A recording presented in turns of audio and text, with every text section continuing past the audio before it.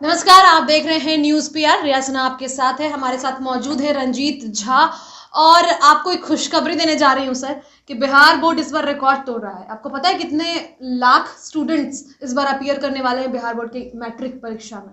Student तो लाखों में पेड़ होते हैं, आंकड़े आप बता दीजिए। आंकड़े मैं बता देती हूँ कि इस बार 16,84,466 बच्चे मैट्रिक की परीक्षा में शामिल होने वाले हैं। बोर्ड मतलब बिहार बोर्ड की मैट्रिक परीक्षा में अगर हम 2020 की बात करते हैं तो उस समय 14,94,771 स्टूडेंट्स शामिल हुए थे। 1 लाख का मार्जिन है, 1 लाख का मार्जिन है इस बार, मतलब 2020 और 21 1 लाख बच्चे बढ़ गए हैं। मैनेजमेंट कैसा है रिया? मैनेजमेंट की बात आगे करेंगे, थोड़ा और आंकड़ा मैं बता देती हूँ। पटना में पिछले बार 59,000 बच्चे शामिल थे, इस बार 73,000 बच्चे शामिल हो रहे हैं। गया में इस बार 83,000, सारण में 81,000, वैशाली में 80,000, पूर्वी चंपारण में 78,000, पटना में 73,000, समस्तीपुर में 70,000 और कुल 1525 केंद्र बनाए जा रहे हैं पूरे बिहार में। और समस्तीपुर में सबसे ज्यादा 75 केंद्र होंगे, पटना में 74 केंद्र होंगे। लेकिन अब बात यह है कि 1525 केंद्र में 16,84,466 बच्चे कैसे हो पाएंगे मैनेज, क्योंकि हमें 2 गज की दूरी भी बनानी है, कोविड गाइडलाइंस को मेंटेन भी करना है, सैनिटाइजेशन प्रोसेस भी करना है।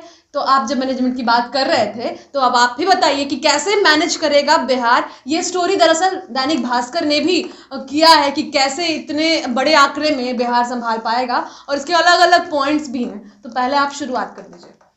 सबसे पहले आप जरा ये जो आंकड़े आपने बताए 16 लाख और 1525 केंद्र, सुन के ही आश्चर्य लगता है कि इतने बच्चों को मैनेज करना। वो वक्त 2019 नहीं है, 2020 लॉकडाउन में गुजरा, कोरोना काल में गुजरा, अब भी हम उस फेज से ही गुजर रहे हैं। बिल्कुल। तो ऐसे में जो कोविड गाइडलाइंस हैं उसे फॉलो करना आसान तो बिल्कुल नहीं होगा, क्योंकि आप पिछली तस्वीरें जब देखेंगे, जब परीक्षाएं ली जाती थी तो त्रिपाल तंबू लगा करके स्टूडेंट्स बैठे होते थे और वो पता ऐसे ऐसे इतने होते थे कि कोई हिसाब लगता नहीं था कि परीक्षा देना है। इस हिसाब से वो दृश्य देखने में लगता था। और हम लोग कई बार सेंटर पे कवर करने गए थे, कई बार जो धांधलियां होने लगती थी तो उस वक्त भी हम लोग जो है कई केंद्रों पे जाकर के रिपोर्ट करने के लिए गए हुए हैं, खास करके जिले के स्तर पे वहां भी गए थे। परिस्थितियां बदली तो क्या हुआ कि केंद्राधीक्षक जो होते हैं, सेंटर सुपरिटेंडेंट जिन्हें कहा जाता है, एग्जाम वाले जो होते हैं, हम लोग जब गए तो हम लोगों को गेट पे रोका जाता है कि नहीं आप अंदर नहीं जा सकते हैं, आदेश नहीं है। मैंने कहा किन का आदेश है? इस मामले में डीएम साहब का डायरेक्ट आदेश है कि किसी भी रिपोर्टर को जो है परीक्षा केंद्र के भीतर या परीक्षा हॉल के भीतर नहीं जाने दीजिए। केंद्र के भीतर आ सकते हैं, आपको जो जानकारी चाहिए मैं आपको दे दूंगा। तो मैंने कहा कि ये तो गलत बात है, आपके यहाँ कदाचार हो रहा है, लोग इसको रोक रहे हैं कि नहीं रोक रहे हैं, इसके लिए तो मीडिया तो ऐसे ही जाता रहा है, जाने दीजिए, देखने दीजिए। तो कहते हैं कि नहीं डीएम साहब से आप लोग बात कर लीजिए। तो डीएम से बात नहीं हो सकी थी, मैं कुछ पिछली बातें बता रहा हूँ। डीईओ को हमने फ़ोन किया, शिक्षा पदाधिकारी जो होते हैं जिला के, वहाँ मैंने फ़ोन किया। उन्होंने कहा कि हाँ इस बार आप लोगों को कष्ट नहीं दे रहे हैं। मैंने कहा क्या मतलब कष्ट नहीं दे रहे हैं? हम लोग कष्ट उठाना हमारा काम है। बोलते नहीं हम लोग जो है वीडियोग्राफी करा रहे हैं। ओके। हाँ, सब कुछ हो रहा है। आपको अगर कोई फुटेज चाहिए, किसी भी सेंटर का कुछ भी चाहिए, तो आप हमारे ऑफिस में शाम 5 बजे के बाद आ जाइए, आपको फुटेज हम फुटेज देते हैं। हमने कहा चलिए ये भी ठीक है, और आप केंद्राधीक्षक के रूप में देख सकते हैं सीसीटीवी फुटेज, वो जो कैमरा होता है वो लगा हुआ है। हमने कहा ठीक है, कोई दिक्कत नहीं है। बावजूद इसके जो एक्सपेल होने की खबरें वो तो आती रहती हैं, वो अलग बात है। लेकिन इस बार जो वो आकार बढ़ गया ना, स्टूडेंट की संख्या 1 लाख स्टूडेंट्स, दैट इज आकार बढ़ गया। और प्लस 2020 में फेब में एग्जाम हुआ था, तो उस वक्त तो कोविड का कोई वो नहीं था। मार्च में ही शुरुआत हुई, कोविड की बातें शुरू हुई, तो उस वक्त तक तो आप बिठा रहे थे एक बेंच पे 3 लोग 4 लोग बिठा रहे थे। बट इस बार 2 गज की दूरी भी मेंटेन कर, सबसे बड़ी मान लीजिए फर्स्ट बेंच पे एक बेंच पे आप 2 बच्चों को बिठा भी देते हैं, बट पीछे वाले का फिर 2 गज दूरी करना होगा, तो पीछे वाले बच्चे कहाँ जाएंगे? फिर ये कैसे मेंटेन हो पाएगा? कई ऐसे स्कूल्स हैं जहाँ पे सेंटर बनाया जाता है, वहाँ पे बैठने के लिए जगह नहीं होता है, लिमिटेड कमरे होते हैं, वहाँ पे स्टूडेंट को बैठाया जाएगा। पहले तो मैंने देखा है कभी कभी कि 2-2, 3-3 बच्चे बैठे रहते थे, तो अब उस संख्या को 2 किया गया। इस बार एक ही होगा एक बेंच पे। एक बेंच पे 2 की बात कही गई 2 की बात कही गई 2 गज की दूरी एक बेंच पे। हाँ तो 2 गज की भी दूरी होगी तो बेंच आपका उस हिसाब से होगा। हाँ वो एक्चुअली मतलब वही या तो कुर्सी टेबल लगाएंगे, बात नहीं कही गई है कि एक बेंच पे 2 बच्चे रख सकते हैं। आगे पीछे भी 2 गज की दूरी चाहिए। तो आगे पीछे वाला ये तो पॉसिबल नहीं हो पाएगा। ये जितना आप बढ़ाएंगे, मेंटेन करेंगे, उतने आपके लिए व्यवस्था की जरूरत है वो बढ़ेगी। तो आप कैसे कर पाएंगे इतना मैनेज? क्या आप हर जगह सीसीटीवी कैमरा लगवा पाएंगे? आपके परीक्षा में क्या हो रहा है क्या नहीं हो रहा? और अगर छात्रों में अगर कोई कोविड वाला है तो उसके लिए कह रहे अलग व्यवस्था करेंगे। ये बातें भी है कि जिनका टेम्परेचर ज्यादा रहेगा, जिन बच्चों का, उनको भी अलग बिठाने की व्यवस्था करनी है। तो अब ये दोनों चीज में घौच-पौच हो रहा है कि कैसे इतने सारे बच्चे कैसे शामिल हो सकेंगे बिहार बोर्ड के जो। और सबसे अहम बात कि एग्जाम्स भी बहुत जल्दी लिया जा रहा है, मतलब केवल 7-8-9 दिनों में कंप्लीट करवा देना एग्जाम्स कंप्लीट करा देना, वो भी बिना किसी पढ़ाई लिखाई के। बच्चों को न प्राइवेट कोचिंग खोलने की अनुमति दी गई थी, न स्कूल खुले हुए थे। ऑनलाइन क्लासेस कितने बच्चे करते हैं रिया, ये तो बिहार बोर्ड में तो क्या व्यवस्था है हम सबको पता है।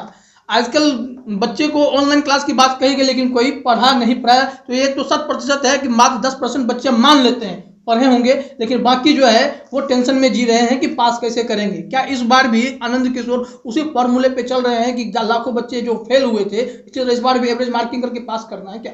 तो फिर ऐसे में क्वालिटी घट जाएगी ना, एजुकेशन का कुछ क्वालिटी ऑफ एजुकेशन वो खत्म हो जाएगा। सबको सोचेंगे कि अरे मार्क्स तो मिल ही जाता है तो एग्जाम में क्या ही लिखना, गाना लिख के आ जाएंगे, मार्क्स मिल जाएगा। हाँ यही तो दिक्कत है ना। आप सीबीएसई क्या बेवकूफ है जो जिसने परीक्षा को डिले करने 2 महीने डिले किया है उन्होंने परीक्षाओं को। उन्हें लगता है कि हम सिलेबस को कवर करने की जरूरत है। और अब ऑफलाइन क्लासेस खुले हैं तो लगातार जानबूझकर क्लासेस लिए जा रहे हैं कि ताकि 2 महीने और जो है बच्चों को दिया जाए। वैसे तो सीबीएसई ने ऑनलाइन क्लासेस कंटिन्यू रखे हैं। बच्चे जो नहीं भी क्लास करना चाहते हैं उनके फोन करके उनको कंसर्न करवाया है कि क्यों पढ़ना जरूरी है, ऑनलाइन क्लास सही थोड़ा इन्फॉर्मेशन तुमको मिलेगा। क्योंकि सर ऑनलाइन क्लासेस में पॉसिबल ही नहीं है कि आपका पूरा मतलब माइंड कॉन्सेंट्रेट रहे और आपका कॉन्सेप्ट क्लियर हो। बिहार बोर्ड की व्यवस्था देखिए रिया कि शिक्षक तो मोस्ट ऑफ द टाइम हड़ताल पे होते हैं। बिल्कुल होते हैं। नियोजित शिक्षकों से अलग अलग तरीके के काम लिए जाते हैं। वो सब कुछ वो बच्चे को अंडा खिलाते नजर आएंगे, दूध पिलाते नजर आएंगे, खाना खिलाते नजर आएंगे। और खैर इस बार तो ऐसी कुछ व्यवस्था हो नहीं सकी क्योंकि बच्चे स्कूल नहीं तो पढ़ाई हुई ही नहीं, एजुकेशन है ही नहीं। आप परीक्षा ही ले लेंगे, उसके बाद आप कहते हैं कि हम 15 दिन 20 दिन में आपको जल्दबाजी है। और सर ये रिजल्ट देने की जल्दबाजी है, रिजल्ट देने की तो जल्दबाजी है ही। उन्हें रिकॉर्ड तोड़ने की जल्दबाजी है कि इतने बच्चे शामिल हो रहे हैं, हम लोग ऐसे परीक्षा कंडक्ट करवाएंगे। बिहार बोर्ड के चेयरमैन आनंद किशोर जिन्हें फुल टाइम चेयरमैन बनाया गया, जिन्होंने कहा था कि मैं भी बिहार बोर्ड का स्टूडेंट हूं, मैं बदल के दिखा दूंगा इस सिस्टम को। सिर्फ आप कागजों पे बदलना चाहते हैं क्या? आपने मैनेजमेंट कुछ तय नहीं किया कि आपको करना क्या है क्या नहीं करना है। आप सीधे एग्जाम लेने की बात करते हैं कि हम तय समय पे परीक्षा भी लेंगे और 10 दिन बाद रिजल्ट भी दे देंगे। कि आपने एक बार भी सोचा इससे बिहार के जो बच्चे हैं उनके दिमाग पे क्या असर पड़ रहा है? उनके गार्जियन क्या वो चाहते होंगे कि उनके बच्चे बिना पढ़े लिखे मैट्रिक इंटर पास कर जाए? बिल्कुल कुछ बेसिक बेस होता है। मैट्रिक 10th तो बेस होता है, 12th थोड़ा उससे हायर जाता है, बट 10th बहुत ही बेस होता है कि अगर आपके पास 10th में नॉलेज है बहुत अच्छा खासा तो आपको आगे तक काम देता है और आप में रिफ्लेक्ट होता है, पता चलता है कि यू आर एजुकेटेड, मतलब आपका बेस क्लियर है। आपको डर लगता होगा क्योंकि 1 साल से आपने देखा कि सरकार इतनी डरी हुई थी कि बच्चों को स्कूल भेजने के बारे में बार बार डिले किया जा रहा था है। और अचानक से आप 16 लाख बच्चों को मैनेज करके परीक्षा ले लेंगे। पॉसिबल है क्या? इतना नहीं है। इसका मतलब है कि आप भी जो है लापरवाही बरतेंगे, ये होना ही है। और ऐसे ही नहीं है कि कोविड हमारे बीच से दूर चला गया और वैक्सीन तो भी बच्चों को लगना भी नहीं है। वैक्सीन का तो अभी फर्स्ट ही फेज चल रहा है, सेकंड फेज में फिर उससे ज्यादा उम्र वाले लोगों को मिलेगा। बच्चों की जो है वो तो 3rd फेज में आएगा, हम लोगों को भी 3rd फेज में लगना है। तो बच्चे तो भी सुरक्षित नहीं है। तो अगर मान लीजिए फ्लो हो जाता है तो फिर से एक बड़ी मतलब हम कहेंगे बड़ी लापरवाही करने जा रहे हैं ये एक साथ एग्जाम लेकर। और 16 लाख बच्चों, आप ये कर सकते थे कि अलग अलग एग्जाम लेते, एक महीने में एग्जाम लेते। कहा जा रहा है कि 2 शिफ्ट में करेंगे, लेकिन फिर भी 2 शिफ्ट में तो फिर आप खत्म कर देंगे। सैनिटाइजेशन प्रोसेस कैसे पूरा करेंगे? पॉसिबल है कि आप किसी को थर्मल स्कैनिंग करना लाखों बच्चों का, और एक सेंटर पे कितने थर्मल स्कैनर्स अवेलेबल होंगे, टॉयलेट्स कैसे साफ करेंगे? बहुत सारे फैक्टर्स हैं। एक चीज अगर चेक करेंगे, बच्चों का सब कुछ चेक करेंगे, तो अगर परीक्षा का समय 10 बजे से रखें, इसका मतलब 6 बजे सुबह से आप शुरू हो जाइएगा। एग्जैक्टली और ये बातें कही गई है कि जितने, जैसे मान लीजिए हम यहाँ पे बैठे हैं, मैंने एग्जाम दिया, एक पेपर एग्जाम दिया और मैं उठ के गई, फिर इसको सैनिटाइज किया जाएगा, हम बाहर जाएंगे सेंटर से तो हमको सैनिटाइज किया जाएगा, फिर दूसरे बच्चे आएंगे उनको सैनिटाइज किया जाएगा, फिर उनको बिठाया जाएगा, मतलब एक एक चीज को सैनिटाइज किया जाएगा। ये गाइडलाइंस है, बट क्या आपको लगता है ये पूरा कर पाएगा सरकार? उसके अलावा अभी जो स्कूल खुले हैं वो भी इस गाइडलाइंस को फॉलो नहीं कर रहे। हाँ, ये रिपोर्ट आई है, हम कोई मनगढ़ंत बात नहीं कह रहे, ये रिपोर्ट है दैनिक भास्कर की कि अभी भी मतलब स्कूल्स खुले हैं तो टॉयलेट्स वैसे ही गंदे पड़े हैं, नो गाइडलाइंस, उसको सैनिटाइज नहीं किया जा रहा है, क्योंकि एक क्लास में बहुत सारे बच्चे होते हैं और ऑल्टरनेट डे पे सब आते हैं। एक मतलब अभी शायद नेम वाइज किया जा रहा है, ए से बी सी डी ऐसे आ रहे हैं, ऑल्टरनेट उसके बाद उसकी जो बाद के वो बाद आ रही है, फिर रोल नंबर वाइज ऑल्टरनेट बुलाया जा रहा है बच्चों को, एक दिन सबको नहीं बुलाया जा रहा है। तो अब पहले वाले बच्चे जिस दिन गए वो लोग वॉशरूम उन लोगों ने साफ किया, तो क्या एक बार लड़का जाता है तो फिर दोबारा सैनिटाइज किया जाता? नहीं किया जाता, ये पॉसिबल ही नहीं है ना। इतनी और सबसे बड़ी बात है कि मान लीजिए कि स्कूल में अभी ऑल्टरनेट वाली बात आपने कही कि वो हो रहा है, बच्चों को बारी बारी से बुलाया जा रहा है पढ़ने के लिए, ये सीबीएसई की बातें कर रहे हैं। हाँ नहीं, अगर बिहार बोर्ड में अगर ऐसा हुआ है तो ठीक है, लेकिन परीक्षा के समय तो ये कोई रूल तो काम नहीं करेगा ना। यहाँ पे सब बच्चों को एक बार में परीक्षा देना है। बिल्कुल। और ये लाखों बच्चे आएंगे और इसको आनंद किशोर कैसे देख रहे हैं, कितनी आसानी से हम सब कुछ को कर लेंगे, मतलब उन्हें भी पता है कि जो होगा देखा जाएगा। हाँ। क्योंकि कई सारी गतिविधियां तो बिहार में चालू हैं। सर अगर हम एक वो लगाएं कि 1525 केंद्र में 16 लाख बच्चे, तो आप एक केंद्र में कितने होंगे आप सोच सकते हैं। हाँ, किस तरीके से कितने बड़े अमाउंट में बच्चे जाएंगे। 1525 मतलब ये कोई रेशियो ही नहीं है, 1525 में 16 लाख बच्चे शामिल। अरे हजार 1,500 2,000 बच्चे ऐसे भरेंगे, और मतलब कि ये समझिए पूरी जो स्थितियां है ना वो सेंट्रल सुपरिटेंडेंट के लिए सिरदर्द जैसी होगी अगर वहां पे थोड़ी भी गड़बड़ियां हो जाती हैं। हाँ। किसी कोई बच्चा कोविड पाया जाता है, पूरे सेंटर पे वो व्यवस्था जो है क्वेश्चन मार्क छा जाएगा। हाँ। बिहार की व्यवस्था तो परेशानी खड़ी और फिर बाकी राज्य भी चिल्लाने लगेंगे कि बिहार बोर्ड ने ऐसी गलती की है, ऐसी गलती की है, हमारा राज्य बदनाम होगा उसकी वजह से। समाधान क्या है सर? हम लोग चलिए ठीक है, हम लोगों ने ये बातें बताई कि क्या क्या इश्यूज। अगर समाधान आपको व्यापक स्तर पे करना था, हाँ। आनंद किशोर जी, तो आप एक बार में परीक्षा नहीं कराते। बिल्कुल, आप स्टूडेंट की संख्या हाफ आप बांट लेते। सर शायद क्वेश्चन बनाने का थोड़ा इश्यू हो रहा होगा कि एक यहाँ तो बड़ी बात यही है ना कि मेहनत नहीं करना चाहते, क्वेश्चन बनाना नहीं चाहते, कॉपी चेक करने के लिए आप चपरासी को ले आएंगे कॉपी चेक करने के लिए। जो 3-4 के बच्चों को पढ़ा रहा है उसे कहेंगे 10th का ये दे दो, मैंने नोट्स दे दिया तुम्हें, इसे देख लो, उससे आंसर मिला के चेक कर लो। तो ऐसी परिस्थितियां में ये तो गलत है ना। और यही रीजन है ना कि 50% ऑब्जेक्टिव कर दिया गया, जानबूझ के किया गया कि इजी हो जाए पेपर चेक करने में, और फिर हम ये दिखा सकें कि वाह हमने बस 20 दिनों में बच्चों को रिजल्ट दे दिया, बच्चे खुश हो गए। लेकिन आप क्वालिटी एजुकेशन का तो धज्जियां उड़ा रहे हैं। और मुझे लगता है कि ये 50% ऑब्जेक्टिव ये कंपटीशन के लिए ठीक है रिया, हाँ, इस तरह के एग्जाम्स के लिए। लेकिन जब बच्चा बेसिक कॉन्सेप्ट क्लियर करके एग्जाम दे रहा है, वो क्या सीखा है, वो अगर 10 लाइन लिखेगा नहीं, 20 लाइन लिखेगा नहीं, तो उसे कैसे समझ में आएगा, उसको कैसे आप जज कर पाएंगे? एक वक्त था जब बिहार बोर्ड बहुत ही शान से हम लोग बोलते थे कि मैं बिहार बोर्ड के स्टूडेंट हूँ, या फिर वो बिहार बोर्ड के स्टूडेंट थे। एक वक्त था ऐसा, क्वालिटी थी बिहार बोर्ड के एजुकेशन में। अभी वो बस ऐसा हो गया है कि अच्छा सीबीएसई से पास नहीं हो रहे हैं, आईसीएसई से पास नहीं हो रहे हैं, बिहार बोर्ड से एग्जाम दे दो। ये धारणा जो बन गई है ना, ये बहुत बर्बाद कर रहा है हमारे एजुकेशन सिस्टम। बिल्कुल कर रहा है, क्योंकि बच्चे को अब ये पता है कि 50 ऑब्जेक्टिव है, तो टीचर रूम में चाहे स्टूडेंट जो उससे थोड़ा तेज है, उसे पता है, वो बता भी देगा कि 1 का 1 लिख दो, 2 का 3 लिख दो। और ये तो होता है 1 का 2, 2 का 4, ऐसे तो हम लोग सब करते हैं। मैं झूठ नहीं बोलूंगी, हमने भी किया है, बहुत सारे लोगों ने किया है। तो ये चीजें होगी कि अच्छा मान लीजिए 50% ऑब्जेक्टिव है तो फिर पास कर ही जाएंगे। यही धारणा है कि छोड़ो ना यार, क्या जरूरत है पढ़ने का, पास तो कर ही जाएंगे। इसलिए शायद ये भी वही सोचते हैं, आनंद किशोर जी भी यही सोचते होंगे कि बच्चे तो सोचते होंगे चलो ऑब्जेक्टिव देके पास कर ही जाएंगे, तो एग्जाम ले लिया जाए। है क्या कि एजुकेशन सिस्टम को बदलने की कोशिश है, लेकिन क्वालिटी ऑफ एजुकेशन पे फोकस जीरो है। ये बिहार की व्यवस्था है, इसे कुव्यवस्था का नाम दीजिए आप।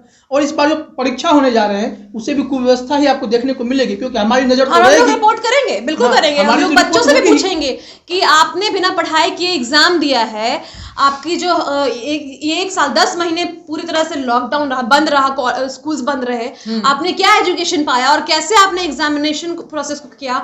और मुझे पता है बच्चे नहीं बताएंगे कि अंदर क्या कुछ हुआ है सेंटर पे। वो तो बताएंगे, तो सब बच्चे बोलते मैंने चोरी नहीं की, ऑब्वियसली ऑफ द कैमरा बोलेंगे कि बहुत अच्छे से लिखे हैं। लेकिन दोस्तों में ये बातें जरूर होगी, अरे भाई क्या टेंशन था, सब पूछ के लिख लिया, ऑब्जेक्टिव ही तो था, इतना बना लिए।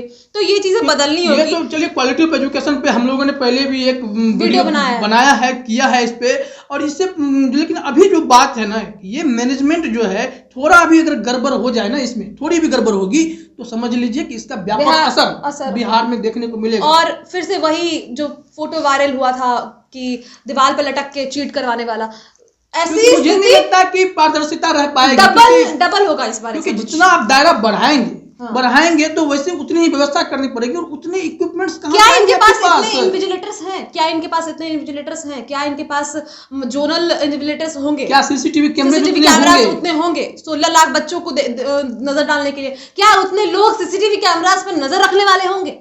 ये सारी चीजें आप कैसे रख पाओगे? हमें इसका जवाब चाहिए, और इसका समाधान जो हमें लगता है कि क्या होना चाहिए था, आपको 2 फेज में नहीं, 2 शिफ्ट में नहीं, मुझे लगता है 15-15 दिन कर सबका एग्जाम 2 फेज में करना चाहिए था। महीने भर आराम से एग्जाम लेते, कुछ बच्चों का फर्स्ट वीक में, कुछ बच्चों का सेकंड वीक में, तो शायद इतना मेस क्रिएट नहीं होगा। अगर आप 1 वीक में एग्जाम लेकर खत्म करने की बात कर रहे हैं तो वो फिर आपका मैनेजमेंट, हमें पता है कि क्या होने वाला है, क्योंकि पहले भी हमने ऐसे सिचुएशंस देख रखे हैं। और जो वक्त था, एक वक्त जहां सीबीएसई वालों का कोई वैल्यू नहीं हुआ करती थी, बिहार बोर्ड वालों के बीच माना जाता था कि बिहार बोर्ड वाले बहुत ही उम्दा हैं और बहुत ही क्रिएटिव और बहुत ही शार्प हैं, ब्राइट हैं। वो अब चेंज हो रहा है धीरे धीरे, और ऐसा अब सीबीएसई वालों को ज्यादा वैल्यू मिलता है, तो ये हम नहीं चाहते। और आपकी जो भी व्यवस्था है, आप समझ रहे होंगे कि 16 लाख बच्चों को आप कैसे मैनेज करेंगे, ये हमें जरूर बताइएगा कि आपकी क्या क्या प्रोसेस है। बिल्कुल, प्रशासनिक अधिकारी हैं आनंद किशोर, उनके पास बड़ी जिम्मेदारी है बिहार बोर्ड की। अब वो देखना होगा, नजर बनाए रखनी होगी रिया कि कैसे इन सब चीजों को आसानी से टैकल किया जा सकता है। आप क्या सोचते हैं इस वीडियो में, आप जरूर कमेंट कर सकते हैं। बाकी सभी जुड़ी खबरें आपको सबसे पहले न्यूज़ पीआर पहुंचाएगा। स्टूडेंट्स की आवाज हो, अभ्यर्थियों की आवाज हो, और ब्रेकिंग खबरें हो बिहार से रिलेटेड, देश से रिलेटेड, सबसे पहले आप न्यूज़ पीआर पे देख सकते हैं। चैनल को सब्सक्राइब करना मत भूलिएगा। धन्यवाद।